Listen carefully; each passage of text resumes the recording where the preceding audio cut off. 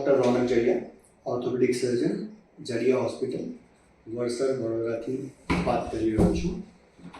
આજે આપણે ઘૂંટણમાં એક ખૂબ જ જરૂરી લિગામેન્ટ માટે વાત કરીશું, જે છે ACL. ACL એટલે એન્ટિરિયર ક્રુશિયેટ લિગામેન્ટ. આ આપણા ઘૂંટણમાં એક ખૂબ જ જરૂરી લિગામેન્ટ છે, જે આપણા ઘૂંટણને બેલેન્સ કરતો હોય છે.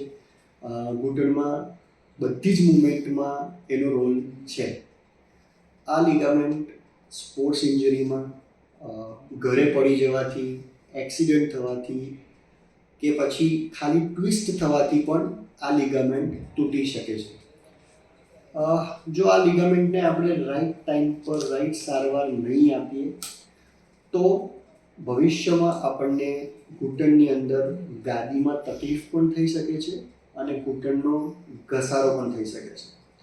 એટલે કોઈ પણ ઘૂંટણની નાની કે મોટી ઈજાને આપણે નિગ્લેક્ટ ના કરવી જોઈએ.